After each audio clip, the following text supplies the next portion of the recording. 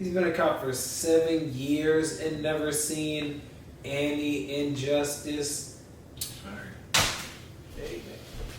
Alright, y'all, welcome back. I'm Jubeh again, with or of Brinks, whichever one you prefer. And we're here with another J Talk. And this time we're going to be breaking down the Jubilee video for Should We Defund the Police? And apparently it's going to go into police brutality and all that stuff.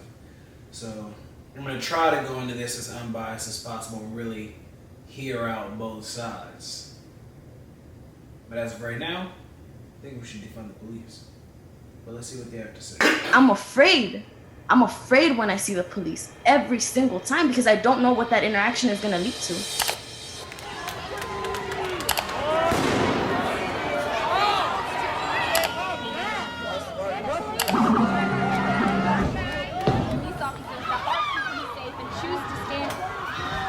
The main entrance to the police station is now inflamed.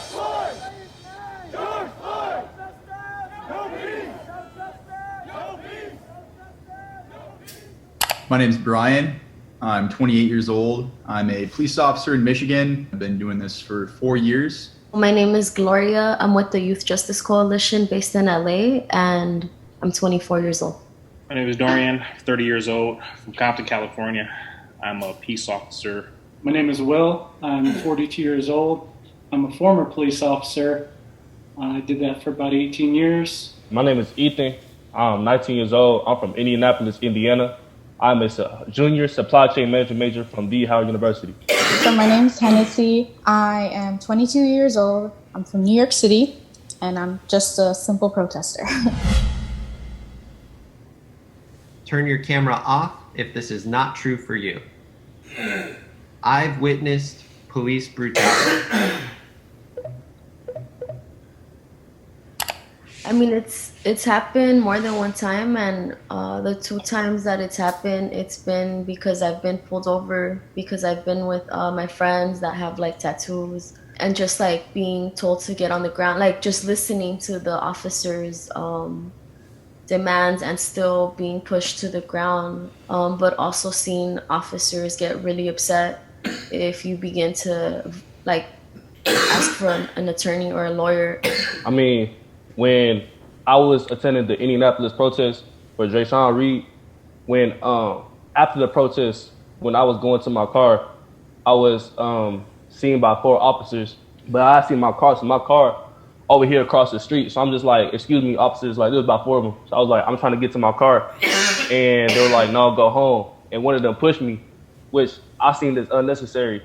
So I did push them back, which is something I shouldn't have done. Now look at it, but like me getting pushed back and then getting pepper sprayed, I seen that as, kind of overuse of force. Growing up, my best friend was Hispanic and had cousins that were troublemakers and gangs. So on a few occasions, the gang squad in the city I grew up in would pull us over, pull everybody out, kind of manhandle us. There was another time where it's not excessive force, but I was a victim of a robbery, and I knew the suspect, and I was, a juvenile, and made a police report, and nothing ever came of it. So just remembering that when I got older and became a police officer, that you want to be treated fairly, and you also have to treat people fairly. So I've never witnessed it, but I've been in plenty of situations where there's a dog pile on the ground. You have to apprehend somebody. It's a lawful arrest, and they want to put up a fight. But if I ever see anything where someone's continuing to apply pressure or, give a knee or something, push them away. Say, hey, we're good. We got him in custody, and that's the end of it. And the George Floyd case is huge. You see those officers just standing around. I don't understand why none of them ripped that guy off his back. This is more a question for the officers. Do you approve of... I feel like in situations like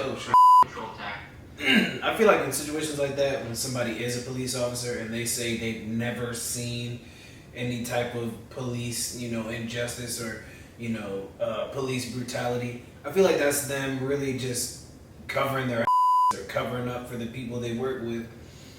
Because it's hard to be the person that, demands change, the person that tries to go against the status quo. You read stories all the time about cops that get fired, for trying to point out that some people are using excessive force or not doing what they're supposed to be doing. So I always take whenever an officer tells me something like that with a grain of salt. Tactics that you've seen in the videos of these protests? We are okay with your First Amendment right to protest. That's what this country is built on. But you do have provocateurs, you do have agitators in the crowd. To me, it just doesn't seem like everything is always peaceful, no matter what, and then it just goes to shit. So I don't know. I'm okay with some, but I'm not okay with others. I don't know, as a protester, I just feel like there's antagonizers on both sides, but it's worse when the antagonizers have badges. So they're beating on you and shit like that, and what can you do back? You do something back, all right, you get arrested. Now they throw 10 bullshit charges trying to say that you insinuated this situation, and then what really can you do to prove your innocence? Thankfully they have body cams and shit like that now, but a lot of that shit goes unchecked. not sure if for any... And people get tired of the same bullshit, bro. Niggas are dying every day. Every day. This same way. We keep calling for change, and what do? They make a commercial. Make a little Super Bowl commercial. They change the name of a sports team or throw some, names on the back of a jersey. Like, nah, bro. Like, niggas are getting fed up. Protest, even if it gets a little more, loud and... Loud is not a problem. Chaos is the problem. I just don't know if it's appropriate to use tear gas or rubber bullets. Tear gas can actually kill someone. It agitates asthma.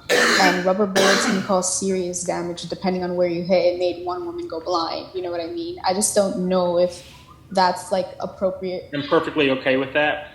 My only problem is, give me a solution. What other things do you think that we should do as opposed to that? Mine is de-escalating, because de-escalation requires cooperation. If I'm telling you, hey, let's bring it down, you're not listening to me, then it's not effective, right? Because we have to maintain order. That is kind of my that's my profession, that's my job.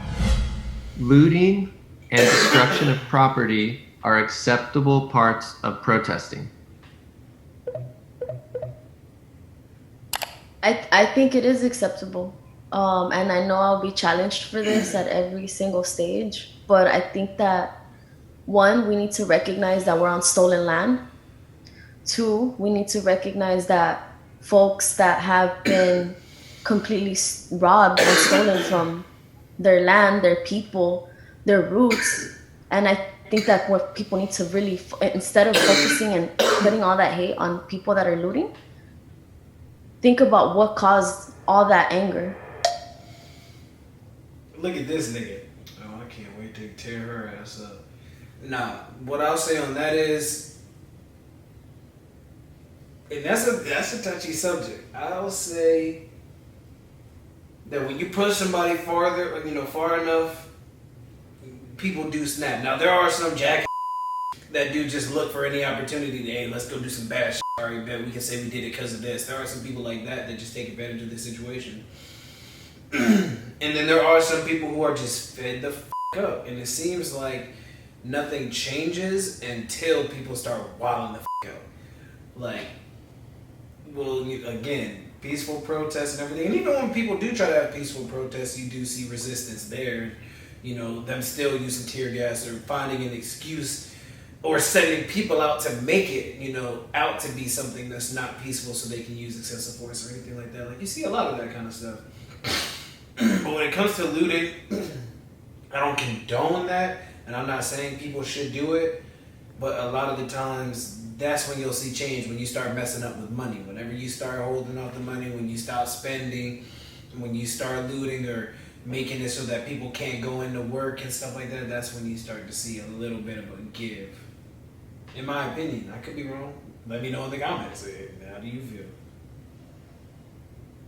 So when I went to my protest, it was really peaceful until about 9 or 10. That's when you see people starting to throw stuff at buildings. And it really is, people are just mad and people are frustrated. They're trying to get their anger out. And you will see destruction. You will see violence because people are tired of being unheard. And it's not something I condone, but it's something that will happen because of it. People that do it also, a lot of the times looters just be trying to hit licks. I got to be honest. I see people that just... Hey, I'm glad he said it because I was just about to pause and say the same thing. Like I said, some people just want to do bad shit. Some people are just looking for that quick come up, trying to hit a lick, and that's the time to hit it. That's the time where you can really, you can come up with some. So I'm glad he said it. It's like, take advantage of the situation that people are like breaking this stuff. Be like, oh, I'm about to go hit that bank real quick. I'm about to hit that store real quick. So for black people out there, please do not loot because they're gonna put you as the thugs and they're gonna make it seem like you're the bad guy. At the end of the day, when white people loot, they're gonna call them employees and Antifa. When black people loot or black people rob, they're gonna call us thugs, and it just feeds into the racist narrative that in turn is just gonna come and just make us look worse. There's a lot of people who don't understand the struggle of the black community. They don't understand how life is living in an inner city. I didn't. I grew up in a suburb, and it was like 98% white. I was very sheltered. But I'll say for all the people who are sheltered out there, and it's probably the vast majority of America, it's going to be really hard for them to sympathize and empathize with the Black Lives Matter movement when they start seeing leaders, when they start seeing buildings burning. They're just going to think, oh, wow, like you guys are acting ridiculous. But your voice is very powerful. It's important for folks to remember that this is not a moment, this is a movement. Folks are uprising because they're tired and sick and tired of the same things happening over and over and over again, right? Looting might not be right? But like I said, if it's not right, what about when folks were enslaved? What about all the gold that was taken? What about all these things? What about the land, right? So no, I do stand in solidarity with folks that are doing the looting, that are doing the uprisings, that are doing the protests, because there's layers to this. The recent protests are risking lives and likely spreading COVID-19. At the end of the day, you gotta see it for what it is, and it is a whole lot of people standing together. Even though I do see as a just cause, and I went to protest myself, I think it's a just cause, and I'm doing right for my people. But at the end of the day, you just gotta see it for what it is, and it could potentially spread COVID. Just as Trump rallies can spread COVID, just as people opening their businesses can spread COVID, just as people opening restaurants can spread COVID. I get it. I understand the protests. I understand why people are tired. I understand that people are tired of being tired. So, I mean, if it's a risk they're willing to take, by all means. And you, at the end of the day, I just wanted to point out, if I can stop dying for a second. I just wanted to point out how he's using like why they're tired and shit like that, but not really implicating that nigga, I'm tired too. So although he is an officer, he is black. See, you feel me? Like, I don't know. I don't like how he was speaking. Maybe it's because again he's an officer and he doesn't want to cross any lines or say anything too crazy. But I don't know. I feel a type of way about that. Like, aren't you tired too, bro? Like, you're black too. Like, it's happening to us. But continue. Today will reap the consequences or the benefits of your decision. Of course, you can probably likely to get sick from COVID-19, but there are also people giving out PPE, and they're encouraging everyone to wear masks. And a lot of protests, even though it doesn't tend to happen. I'm just gonna cut her off right there because we can fuck what you talking about. This joint is spreading COVID for sure. Like, regardless of if you have a mask or whatever, like, you are arm in arm, neck and neck with people. Like, I've been out there. Like, you're definitely, it's a breeding ground. They do advertise, hey, can you stay 6 feet apart? That's great. Yes. I would rather fight for something I believe in and die for what I believe in. People want to always shut down people power, and they always want to make sure that we're like, oh, now it's like it's your fault. You all are making sure that the pandemic is thriving. No, let's look at it as a whole. Let's look at how law enforcement officers are not wearing any. That's very true, though, because the media, like, for example, Fox might make it seem like all these protests are spreading the virus, da-da-da. If they paint that narrative, then yeah, you could say that. But there's a lot of things that are spreading the virus, and this is very important. And there are, like, for example, there are officers out there that aren't, wearing masks, aren't, wearing gloves and shit like that, out there serving. Like, nah. There's a lot of stuff spreading it. Don't just pick out this one thing because you don't like the agenda that it's supporting. Masks, right? And I saw it firsthand because when I was arrested again, the officers doing intake, the officers doing processing, the officers on the bus were not wearing any masks. And when we asked them, why are you not wearing masks? We're wearing masks. And they were like, oh, we're 6 feet apart from you all. No, you're not. You're asking me where my number is to book me. So let's look at that, and let's also bring that out to the media too. Hold on. One thing. I don't wear a mask. When I'm going on duty, I don't wear a mask, and that's my personal choice. I am also not going to look at you and say, hey, you over there, why are you not wearing a mask? I'm not going to do that. That is your personal choice. That is you. I do know that I've seen people try to switch the narrative, but that's from the media. That's not normal people. Media is not normal people. Most normal people are not going to be complaining that you don't have a mask. No, I perfectly understand that. I'm just saying that a lot of people watch the media, and so then they'll portray these protests, right, very different. And so, just like you said, right, you don't wear a mask. Right? That's fine. I do think you should wear a mask for your safety because it is a pandemic, and to me, it is real. And I want to respect other people's space and other people's opinions. I do want to make sure that I had a mask just to keep people safe. Law enforcement in the U.S. has become too militarized. Fuck yeah. One or two things need to occur. There needs to be reform, or there needs to be a demilitarization. A lot of these instances occur because police have using their firearm unjustly. So let's take the case of Rashard Brooks, for example. Bro, you have way too many officers out there with inferiority complexes, and you give them some guns, and now they're going nuts. They get a little bit of power, going dumb. Not all of them. And I'm not saying there aren't good cops out there, because there are some out there in the force that really do care about you, but just, yeah. I don't know, maybe more training, more psychological evaluation. I don't know. I don't have the answers, but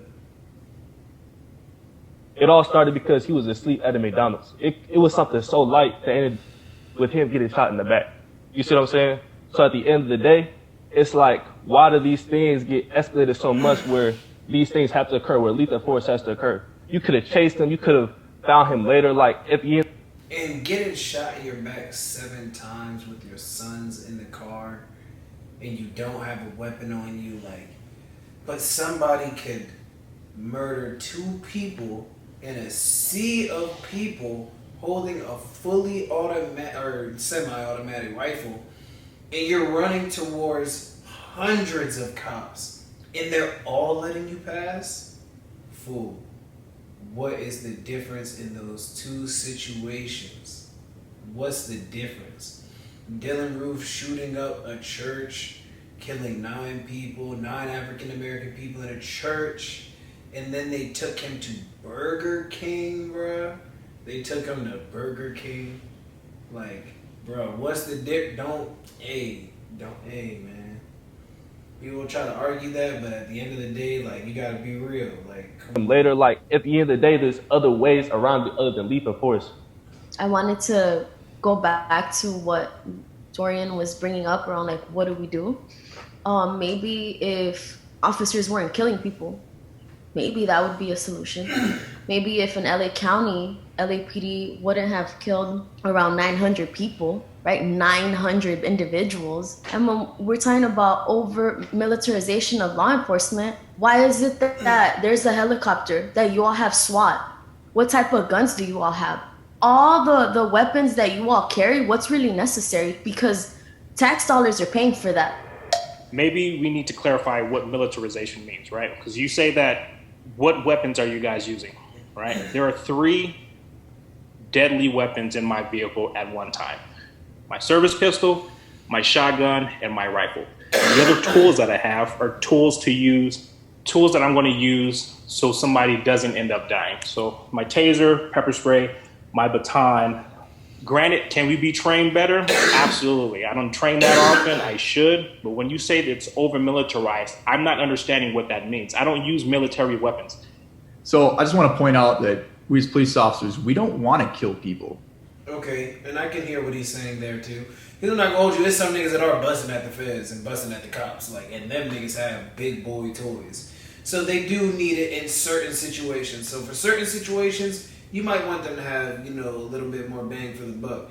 But in most situations, you don't really need weapons. Like I heard about something where some state was looking to replace the police force responding to like local incidents with like some kind of, I don't want to say like a therapist division, but niggas will pull up without weapons to solve incidences that don't need you to have a firearm. Like if there's a property dispute or something, or your neighbors are being too loud or something, what niggas don't need to show up with guns for that. Like it's just unnecessary. And I did support that. I don't remember where it is. Maybe Ian will put that up too. I saw it on John Oliver, but you gonna put that up for me? You gonna put that up somewhere? He gonna put it up somewhere. Otherwise, I'm gonna look like a jackass. But yeah, I hear what they're saying. That's not our objective. We want everyone to go home safely. I've been in multiple situations. There's also food. It's some cops out there that do not want you to go home safely. Where I have had my gun on and pointed at somebody. And I'll point out one example. There's a drunk guy behind the wheel, stopped at a green light. He has a gun right there in the passenger seat. He keeps reaching for his gun, keeps reaching for it. And thank God that I didn't shoot him. I could have legally shot him. He was so close to picking up that gun and pointing it at me. We carry a shotgun, a rifle, and a pistol. These are all weapons that the general public has access to as well. If they have access to it, we have to have access to it. I can remember a couple of the incidents that caused the police departments. It started with the FBI in Miami, where they were outgunned back in the 80s, and that's what caused, I believe, to go to automatic handguns as opposed to revolvers. And then it was the LA bank robberies where those officers were outgunned, and with all the school shootings. And at the same time, 9/11 hit, and a lot of the local jurisdictions wanted to be able to maintain law and order in case of a terrorist attack and not be outgunned in that circumstance. So I agree with you to a regard that we have become, I wouldn't call it militarized, but we have become more prepared in law enforcement to handle any situation. There are times, and we can throw out numerous, including George Floyd, that had nothing to do with militarization. That was a bad cop. I wanted to go back to something that was pointed out earlier about SWAT. 80% of SWAT raids, according to the ACLU, are by drug offenses. And I do agree with Ethan that it's not needed. The SWAT team is not needed for a drug case. You don't need to shoot someone for dealing drugs, for selling drugs, or for using drugs. I don't think that's really appropriate. I definitely do think race is an issue when it comes to these raids. Statistics have shown that Black and Hispanic people are likely to be incarcerated for these things, and Black people make up only 13% of the population, and Hispanics make up about 18%. I support defunding the police. And just to make sure everybody whose camera is on, you are in support of defunding the police. I don't know enough about it, and we do not know what that would look like to defund the police. I'm gonna learn from you guys what your opinions are on that and how you see defunding the police happening. At the YJC, we're a no cop zone, so we don't work with police. That is important because you can't just say defund the police. How are you going to effectively defund them? And then what are you going to do with those funds that you defunded? Where is that then going to be allocated? Oh, oops. So does that mean other than taking away our budget, having less cops?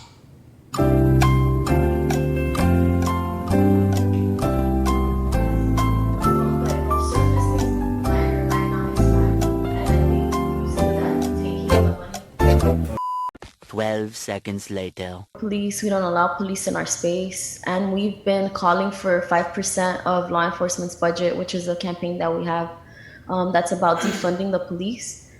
And we do practice transformative justice. We're creating this thing called Community Alternatives to 911, where different folks that have different backgrounds, as in medical backgrounds, are able to support with trauma and sexual assault mental health. When we think about crime, I think that the worst thing that this brings up sometimes is like, well, what about the murderers? What about the rapists? What about school shootouts, right? If you're getting to the root causes of things, those surface things might or might not expand.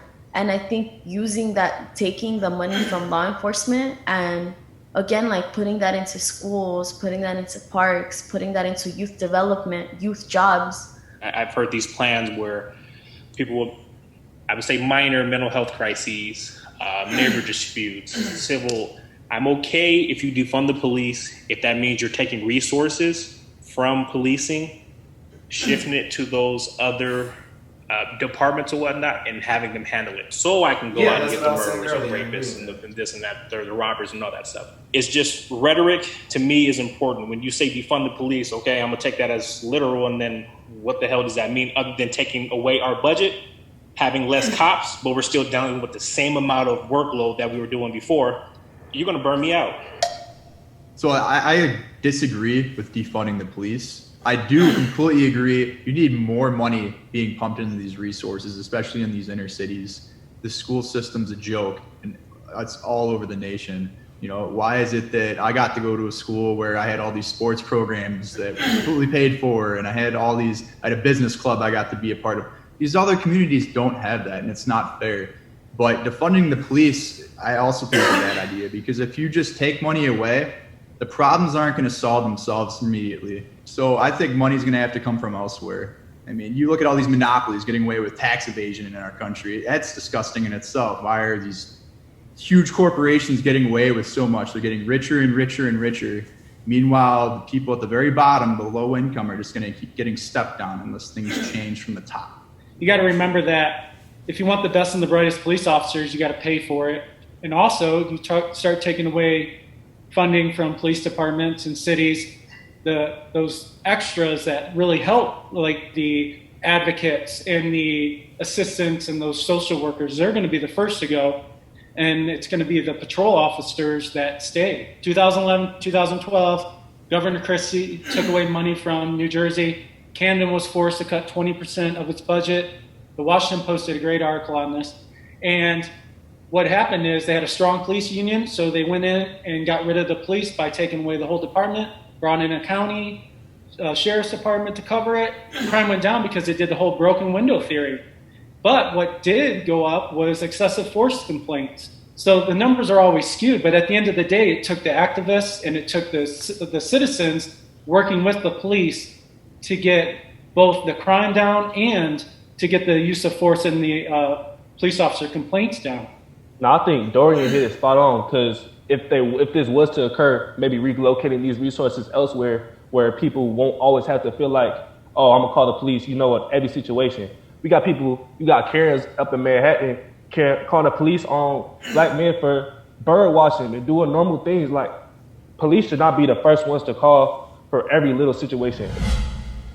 There are more good cops than bad. I don't even know. There's about 800,000 cops in America, right? Take me, for example, I usually handle about 10 to 20 calls. So on average, there's about 8 million police citizen encounters on a day-to-day basis. I don't think that a majority of us, or even half of us, are going around just messing people up, kicking people's ass, all that stuff. We're just trying to do the best that we can. Yes, there are some people out here who have nefarious reasons to becoming a cop. I don't think that's a majority of us. I see my partners on a day-to-day basis. I know my partners. I see how other people interact. I see from other states. I just have to say that most cops are good cops. Most cops are good people. That's just my experience. I can't speak for everybody else, but that's my experience. Yeah, I agree. And I think it's just like in the light we are right now, so many bad cops are being portrayed on this. And it's just like people are just seeing all the bad cops. For myself, I've had more good experiences with cops than bad experiences. I can't say for everybody, but that's just been my experience. And I generally do not think all cops are bad, or most cops are bad, in fact.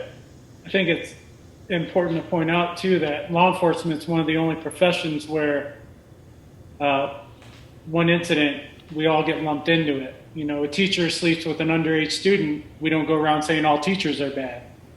And I think a lot of that has to do with the fact that law enforcement is one of the only professions that can restrict people's rights. If you look at the numbers alone, majority of police are having great, if not positive, encounters with citizens. I do have a family member who is a cop, and of course I think she's a good person, but I think the whole, well, not all cops are bad, again, it takes away from the conversation. We all know that not all cops are bad, but the conversation we're trying to have is not all cops are good either. I had a friend who was raped by the cop. I mean, that cop is not in jail now. He's still working. She tried reporting it. Nothing happened. I just think, again, it's like a deflection strategy.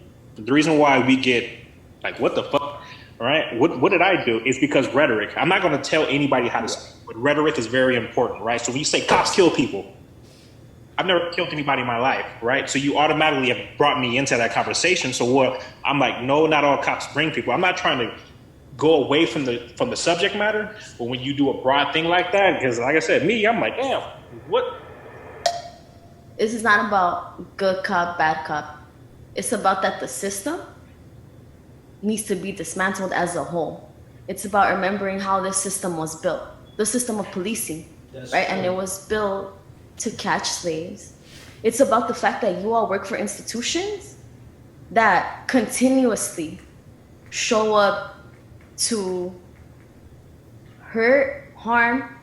I was arrested at the age of 11, and even just thinking about that, right? Policing and young people being arrested and in juvenile halls and all those things, right? All these systems. That's what policing is. Like, you're on the wrong side, and I'm also thinking about, I have a daughter too, and her father was severely beat by the police, by LAPD, went to court. The cop was not convicted of anything, but it was brought up that this specific officer had been also beating different people. Yet he was still in the field, he was still working, he was still getting paid. Policing as a whole and the system that is grabbing onto systemic racism, right? Because when you think about who are in these prisons, who are in these jails, who is in custody, you're talking about Black and brown people. So it doesn't matter if there's the Black cop, is the Latino cop, is the white cop. Like, if you're seeing the injustice going on in the departments, because I know you all see it in different levels, and you're not saying anything, and what can you really say, right? And that's I'm not done talking, Dorian. I know, but no, I'm not gonna stop talking for you. I'm not, because like, you all want to cover each other's asses or whatever, and that's okay. But at the end of the day, it wasn't one cop, it wasn't 3 cops that killed 948 people. It was several cops that have not been indicted by the district attorney or by anyone else. So why are we gonna keep the little narrative around good cop, bad cop? No, the whole system needs to go. And see, this is the exact thing that I was talking about. I don't want to go back and forth, and I didn't mean to cut you off. That was. I apologize for that. But the problem is you keep speaking for me, right? So now you said that's exactly what you said. You guys know this. You don't know nothing about me. You don't know anything about me. I don't know anything about you, so I would never assert what I've gone through in my life on you. That's what you just. I'm not talking about Dorian, because the question was not around him. The question was around good cop, bad cop. That's what you said, though. That's why I said rhetoric is important, because that's what you said. You said all three of you guys know what I'm talking about. Law enforcement, because that's what the question is centered around. You can't. That's why I said rhetoric to me is most important, because we're having a conversation. You and I, Gloria. Everybody here is having a conversation. So when you say you, I have never seen this before. I do personally. I've never saying. seen something He's like that. saying, right? If I did, you damn right I would say something. I don't give a shit if I lose my job, okay? Because I got in this to do the right thing. He is saying, eventually. Yeah, basically what he was saying is, listen, you're talking to me right now, and you're basically saying, look, I know you see, bad shit going on all the time, and you just stay silent about it, which is fine, that is what it is, but I just don't support a system where people do that. And he's saying, I don't see that injustice. Otherwise, I would speak up on, about it. And maybe he is the type of person where you would speak up about it. But at the end of the day, the whole system is corrupt. Like, the whole system is burning. Like, how could you not see it? You know, he said he's been an officer for some years. So how could you be an officer for some years and not ever see some injustice? Like, just, I don't know, statements like that are really hard to believe. Extremely hard to believe. Because I don't know what that interaction is going to lead to. So I don't know if you are having a good day, because you all have more power in terms of power dynamics, whether you can escalate and whether because now I'm a threat for whatever. Maybe I might have said something. Maybe I have something. Maybe I made the wrong move. You may be afraid because your experiences, that's fine. I'm not taking away from anything, but there's also other viewpoints, right? Not just yours. I respect your viewpoint.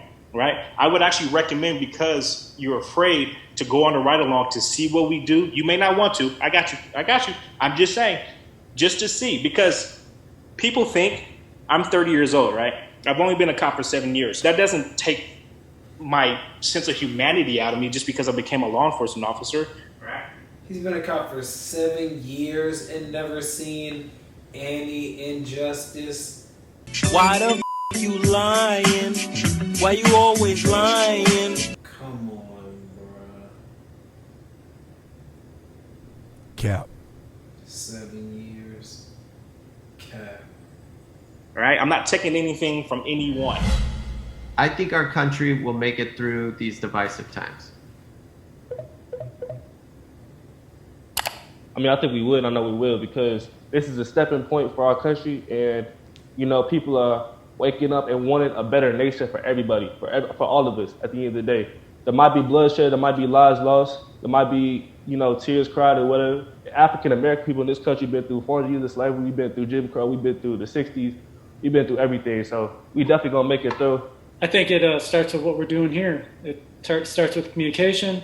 I think it turn off TV a little when it comes to being manipulated by the news, and things kind of die down. But what it really takes is not forcing somebody to see your view, but to actually communicate and come up with a solution, working with both sides.